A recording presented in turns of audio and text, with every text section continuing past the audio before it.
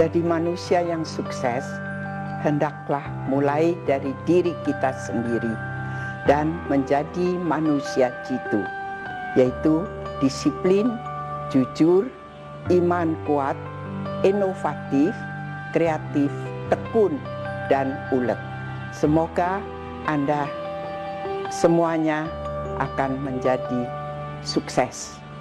Saya Marta Tilaar untuk IDX Channel.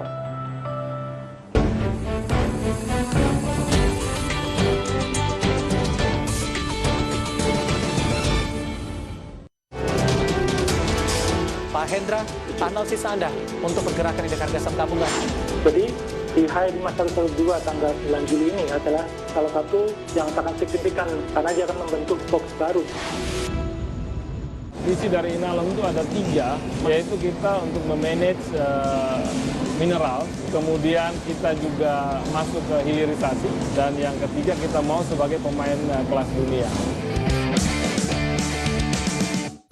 Menghadapi fluktuasi nilai tukar rupiah yang terjadi saat ini, tentunya bukan hanya tanggung jawab dari pemerintah. Ada sejumlah hal yang bisa kita lakukan bersama. Upayakan kurangi impor, maksimalkanlah potensi di dalam negeri. Jangan berhenti menciptakan produk yang inovatif yang mampu menembus pasar global. Dan jangan lupa, Indonesia itu indah. Mari kita maksimalkan potensi pariwisata untuk menunjang devisa negara. Saatnya kita bersama-sama membangun fundamental perekonomian bangsa.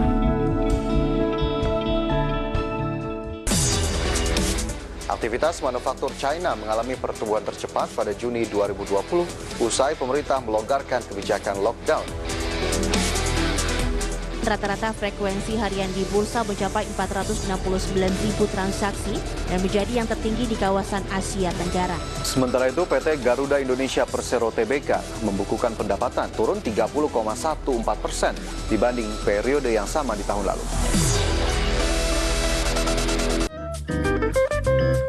Dari hari pertama sampai hari ini kopi kenal itu profitable.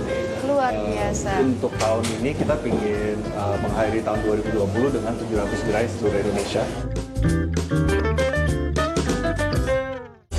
Virus corona diprediksi menekan pertumbuhan ekonomi berbagai negara dan membuat baja di pasar global alami oversupply. Krakatau Steel menyikapi ini seperti apa, Pak Silmi? Cara mengantisipasinya, memberikan competitiveness pada industri baja nasional sehingga bisa berkompetisi dengan import. Baik. Terus kemudian juga importnya juga kita mesti selektif. Jangan import yang hal-hal yang sudah bisa dibuat di Indonesia. Industri pertambangan, saya melihat bahwa ya ini industri yang kalau dibilang unik ya. Resiko dan hasil itu tidak selalu sejalan. Kita sulit untuk mendapatkan ada penambang-penambang muda yang baru dan yang mau datang ke hutan untuk ketok batu lah, istilahnya ketok batu untuk mencari tahu apakah ada tambang di sana. Efisiensi itu sesuatu yang harus selalu diperhatikan ya. Semua pengeluaran itu harus reasonable.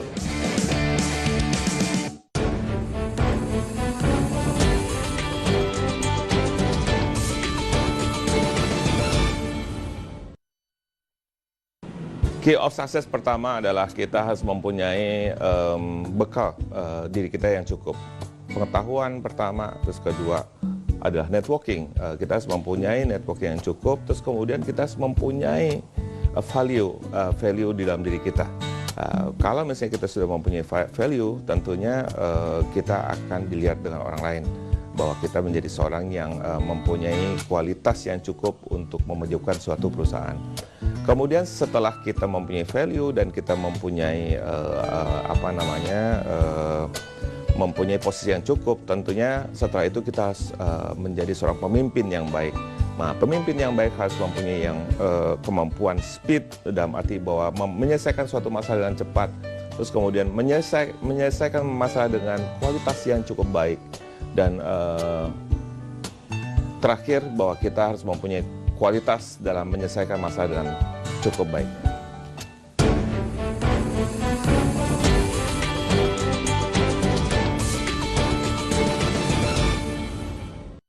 Melalui Bursa Efek Indonesia adalah lompatan besar menuju transformasi pertumbuhan perusahaan. Bergabunglah dengan ratusan perusahaan yang telah berkembang pesat dengan Go Public. Go public, lebih baik.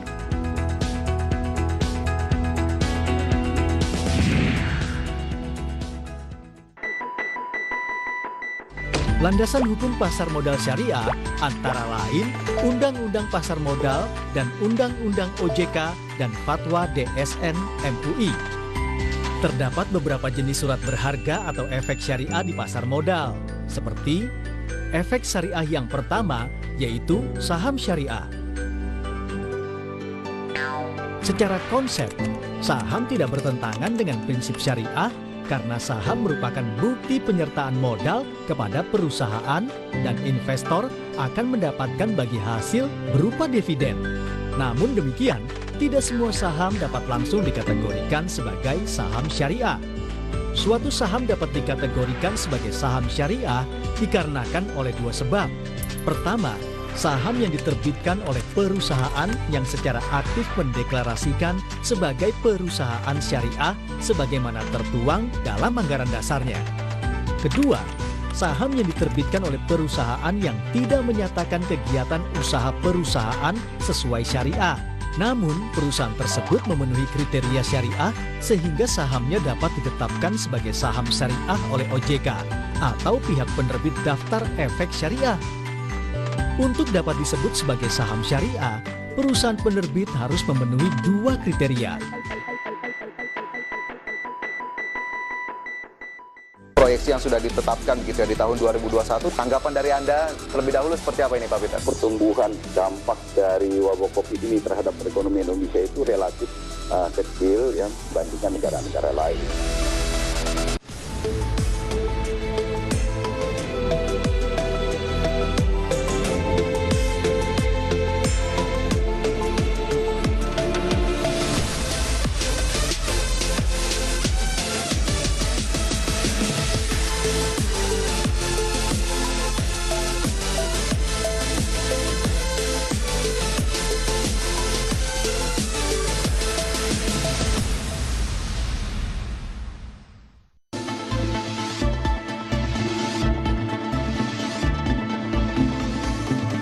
Dinata Abadi is about to open 6 to 7 new gold sales outlets until September.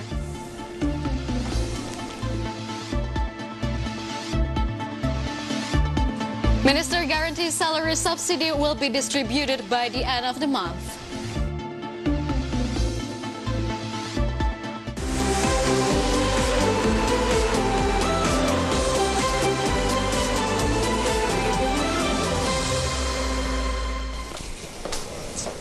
Good afternoon, viewers in Indonesia and Singapore. Market Headlines is ready to provide you a number of informations from business, economic, and capital market sectors. With me, Claranta Wijaya, and this is Market Headlines.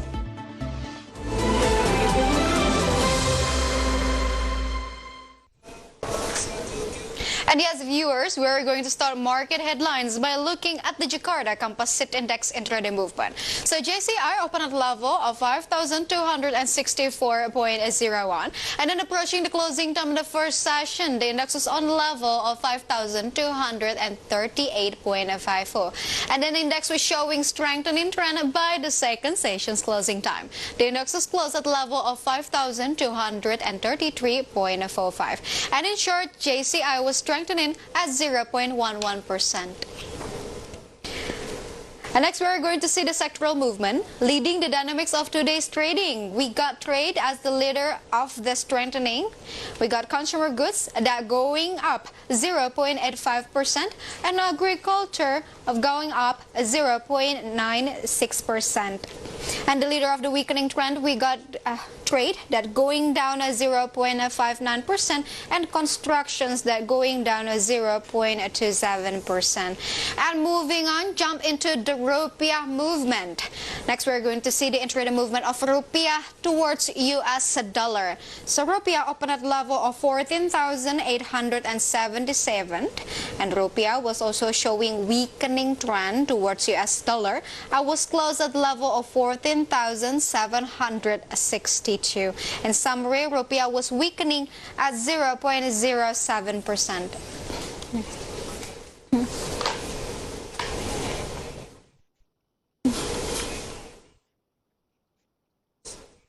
Harta di Dinata Abadi targets to increase net profit and revenue by the end of 2020, following the positive results in the first half of the year.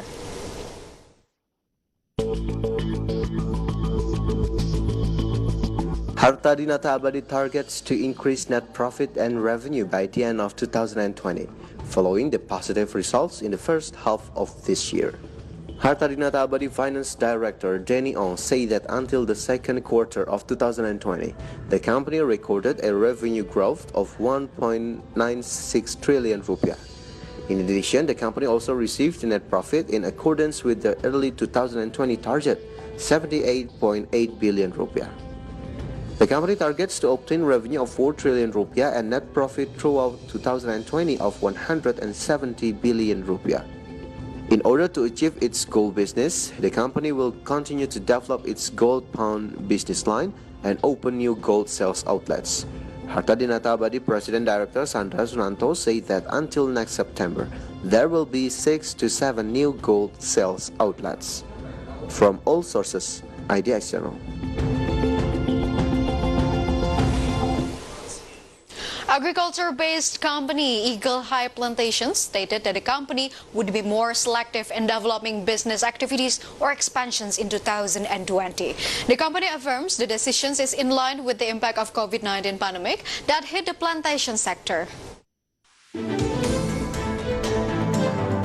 Agriculture-based company Eagle High Plantations stated that the company would be more selective in developing business activities or expansion in 2020. The company affirms the decision is in line with the impact of the COVID-19 pandemic that hit the plantation sector. Eagle High Plantation Director Henry Junaidi said that currently the company tends to wait and see more about the use of capital expenditure. Henry explained that the company will only realize capital expenditure related to rejuvenation and production operations this year. The company revealed that during the first semester of 2020, the total capital expenditure that had been used was 50 billion rupiah. Regarding expansion's restrictions, the company admits that it has been forced to postpone the expansion plan to build a new palm oil mill in East Kalimantan. Meanwhile, related to performance, during the first half of 2020, the company managed to record a 1% increase in revenue to 1.21 trillion rupiah. In addition, the company managed to reduce the net loss to 416 billion rupiah. From all sources, IDX Channel.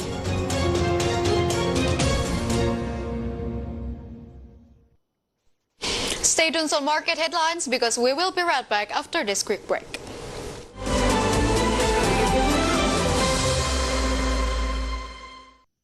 Proyeksi yang sudah ditetapkan gitu ya di tahun 2021, tanggapan dari Anda terlebih dahulu seperti apa ini Pak Peter? Pertumbuhan dampak dari wabah COVID ini terhadap perekonomian Indonesia itu relatif kecil ya dibandingkan negara-negara lain. Visi dari IndiHome itu ada 3, yaitu kita untuk memanage mineral, kemudian kita juga masuk ke hilirisasi, dan yang ketiga kita mau sebagai pemain kelas dunia.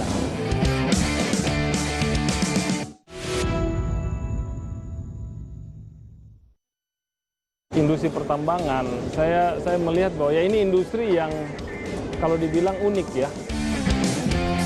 Resiko dan hasil itu tidak selalu sejalan. Kita sulit untuk mendapatkan ada penambang-penambang muda yang baru dan yang mau datang ke hutan untuk ketok batu lah. Istilahnya ketok batu untuk mencari tahu apakah ada tambang di sana. Efisiensi itu sesuatu yang harus selalu diperhatikan ya. Semua pengeluaran itu harus reasonable.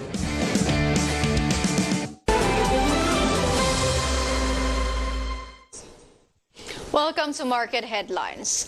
International Rating Agency, or Fitch, affirms Indonesia's rating at BBB with a stable outlook. Fitch mentions that one of the key drivers is favorable medium-term growth prospect.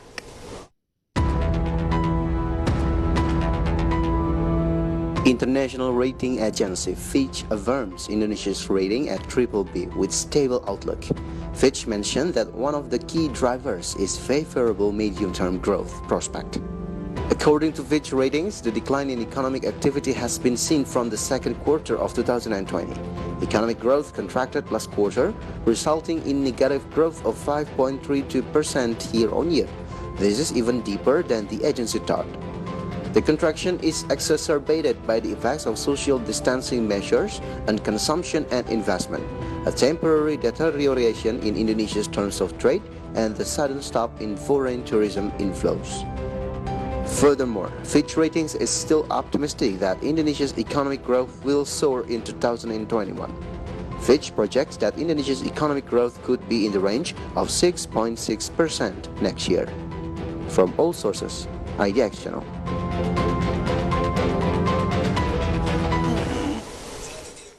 Yes, viewers, Fitch decided to maintain Indonesia's credit rating at BBB. But how was Fitch assessment on Indonesia's credit rating? So let's find it out through these following graphics. Here it is. We can see Indonesia's sovereign credit ratings history. Let's take a look first in 2018, whereas the data specifically taken by September 2nd. Here it is. We can see that the rating is in the BBB and the outlook is stable. And then moving on to 2019, the rating still BBB and the outlook still stable, and it was taken by March 14 before the elections and the upheaval economy.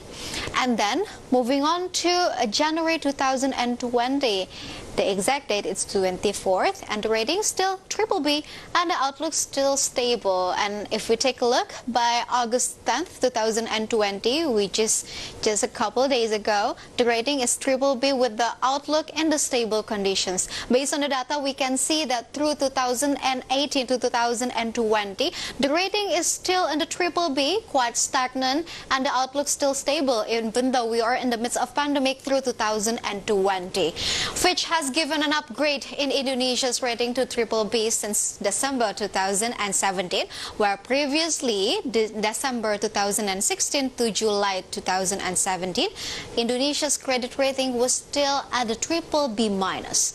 With the affirmations of Indonesia's rating at the BBB, it means that Indonesia still maintained the investment grade level. Bank of Indonesia stated that this latest credit rating from a form of Fitch recognitions of Indonesia's macroeconomic stability and economic prospects. So, what were the main factors or the keys in the latest Fitch decisions? We're moving on to the next graphic. Here it is. We can see Indonesia's key rating drivers. First of all, it's a favorable medium-term growth outlook that Fitch Ratings has delivered in the other days. And then the low government debt to GDP ratio. So we can see that our ratio debt to GDP is still healthy enough compared to other countries. And from a government debt side, Fitch forecasts that the general government debt to rise to 36.7% of GDP in 2020 from previously 30.6% of GDP in 2019 and to peak at 39.1% of GDP in 2022. Both that burden its increase this year at 6% of GDP are still significantly smaller than the BBB category median of 51.7%. And also meantime, Fitch sees that Indonesia is still facing some issues. The information is on the next graphic. Through the next graphic, we can see the highlight that challenges Indonesia in the credit rating itself. First of all, Indonesia still have a high dependency on external financing, such as loan from the international institutions like IMF or maybe JICA or maybe World Bank. And then the second one is that low government revenue, because we are, as a developing country, still try to maintain infrastructure rather than to earn the revenue. And the third one is that lagging in structural features compared with peers. By meaning peers, it is more to other countries, and first of all, maybe it's a neighbor country. And Fitch sees that Indonesia economy is less developed on a number of structural metrics than many other of its peers. Indonesia's relatively low basic development in educated, by its ranking on the UN Human Development Index by 41st percentile versus the BBB median of 67th percentage, while the average per capita GDP also remained low at $4,000 compared with the BBB range median of $9,000. With the many existing challenges, what is Fitch projections on Indonesia economy? So let's check it through the next graphic. So here it is. We can see Fitch forecast on Indonesia economy. As we can see in 2020, the economic activity will contract by 2%. As we know that COVID-19 pandemic hit all countries, including Indonesia. Even many countries with a big economy goes deep into recessions. But however, Fitch kind of optimistic that Indonesia will only contract by 2%. And 2021, Fitch forecasts that Indonesia will have rebound to 6.6% growth of GDP, which is quite optimistic. And here we can see, and 2022, this is a growth momentum to continue at 5.5% of the GDP. Fitch forecasts economic activity in Indonesia will contract by 2% in 2020, largely attributable to the impact of COVID-19 pandemic. The contractions is exacerbated by the effect of social distancing measures on consumptions and investment, and the temporary deteriorations in Indonesia terms of trade, and the sudden stop in foreign tourism inflows. Fitch forecasted that the rebound in 2021 partly driven by a low base effect, and expects growth of momentum continue in 2022, supported by the government's renewed focus on infrastructure development. Fitch forecasts that are subject to considerable risk, in particular due to a continued spread of COVID-19 within Indonesia. Then how is Fitch assessment of steps taken by the relevant authorities in Indonesia? Let's move on to the next graphic. Here it is. We can see Fitch views on Indonesia's policies. First of all, we can take a look at the government side of it. First of all, government provided broad range of relief measures to support household and companies. And we can see that the government also gave 3-year suspensions of a self-imposed deficit ceiling of 3% of the GDP. And then moving on to the next policy is that the debt burden to revenue ratio of 307.7% in 2020, which is higher than any other peers. And moving on to the central bank policy that we may assess from Fitch point of view. First of all, provided liquidity by cut rate by 100 BPS to 4%. And not to mention about the burden sharing, this scheme would raise the potentials of government interference with the monetary policy making. And the third one is that expecting Bank of Indonesia to keep the rate unchanged. The other thing is, Fitch sees that Indonesia's government is continuing to press ahead its structural reform efforts. Fitch believes that the form of the potential lift economic growth and foreign direct investment over the medium term, depending on the details and implementation. And hopefully the latest Fitch rating will again elevate global investors' trust and confidence on Indonesia economy. And stay tuned to market headlines, because we will be right back with more coverage after this quick break.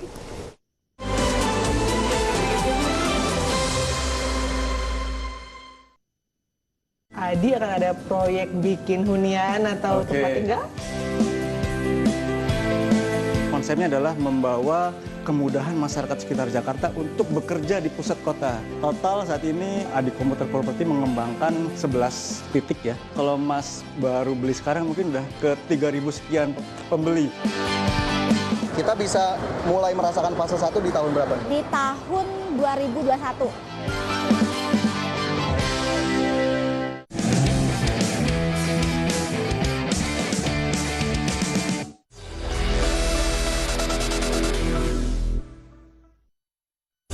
Virus corona diprediksi menekan pertumbuhan ekonomi berbagai negara dan membuat baja di pasar global alami oversupply.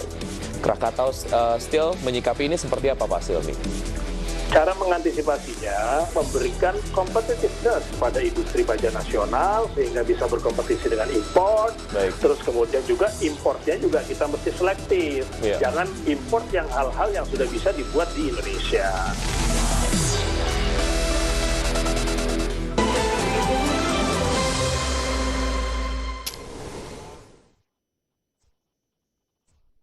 Welcome back to Market Headline. Head of COVID-19 Handling and National Economic Recovery Committee ensured Eric Thohir that fund assistance for workers with salaries below 5 million rupiah will be disbursed by the end of the month. Fund assistance worth 600,000 rupiah will be distributed once in the 2 months up to December. Monthly 600,000 salary subsidy for private workers with salaries below 5 million is ensured to be given by the end of this month. Distributions of salary subsidy will be given once in 2 months with a total of 1.2 million rupiah. Therefore, subsidy for September and October period will be given by the end of this month, and November to December period will be given by September. Insya Allah di akhir bulan ini juga sama seperti bantuan produktif usaha mikro, subsidi gaji ini bisa langsung jalan, yaitu 600.000 untuk 4 bulan, di mana gaji bulan September Oktober dibayarkan bulan Agustus, gaji bulan November Desember dibayarkan pada bulan September. Eric added that his party has collaborated with the Corruptions Eradications Commissions and Attorney General in overseeing 600,000 salary subsidy program to 15.7 billion employees who are actively registered at BPJS Ketenagakerjaan. Jakarta, Riki Anwardi for IDX Channel. Two favorite tourist destinations area, Bali and Banyuwangi, have been opened as of 31st July 2020. Even though it has been opened, the government claims that the transmissions of COVID-19 in the two areas has not significantly increased. From several tourism areas, government has just officially opened two regions, namely the provinces of Bali and Banyuwangi. The government claims number of domestic tourists has started to increase even though there is no official data.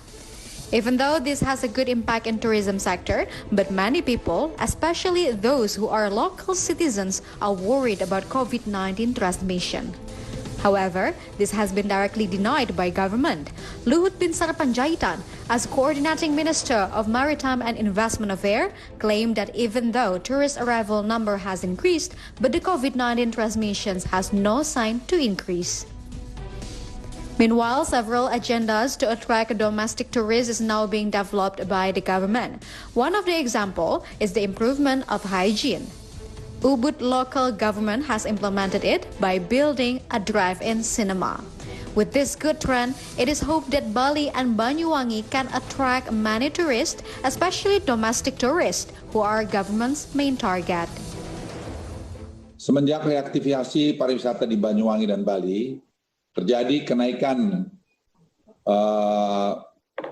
jumlah wisatawan domestik. Ini tren yang baik dan menarik adalah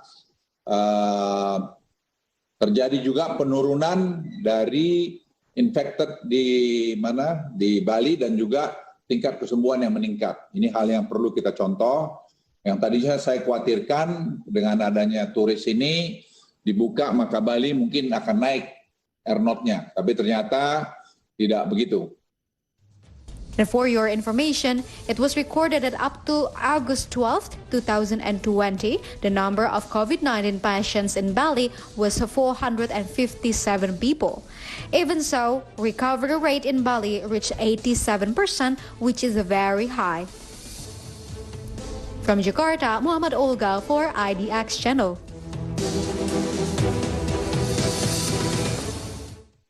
Food Club cluster state-owned enterprises has launched an application to be a marketplace for small medium enterprises to market their products. Head of Food Cluster State-Owned Enterprises, as well as the President Director of Raja Wali Nusantara Indonesia, Eko Taufik, admitted that these applications will break a long distribution chain in Indonesia.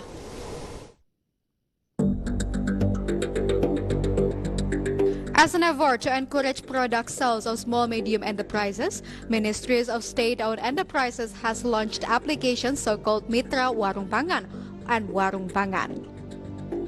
Head of Food Cluster State-Owned Enterprises, which is the President Director of Raja Wali Nusantara Indonesia, Eko Taufik, said that the problem in Indonesia is food distributions. Therefore, in these applications, according to him, is a technological breakthrough to distribute food products from small-medium enterprises. Ini awalnya di launching untuk di Jakarta dan nantinya akan ke seluruh Indonesia.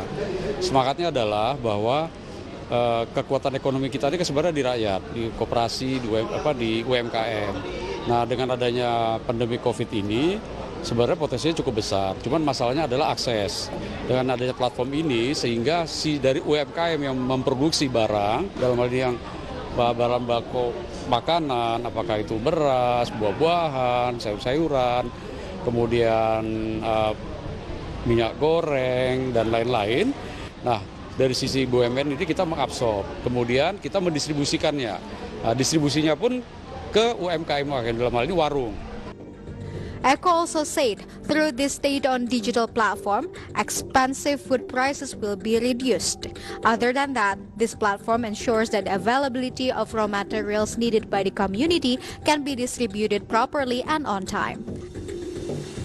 However, Eko said, as a pilot project in Jakarta, as many as 3,000 small-medium enterprises still find it difficult to join the platform. From Jakarta, Rizka Ayu, Harinta Kurniawan for IDX Channel.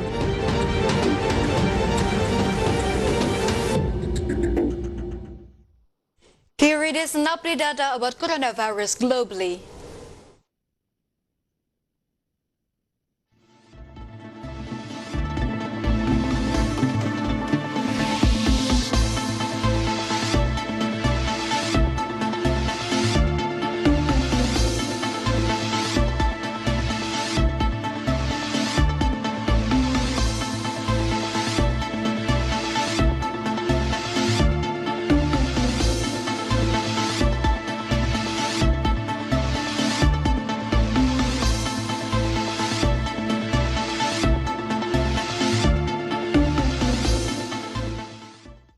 And the news close our market headlines today. Please enjoy our next program on IDX Channel, your trustworthy economic, business, and capital market channel. I'm Claranta Wijaya. Have a nice evening and stay safe.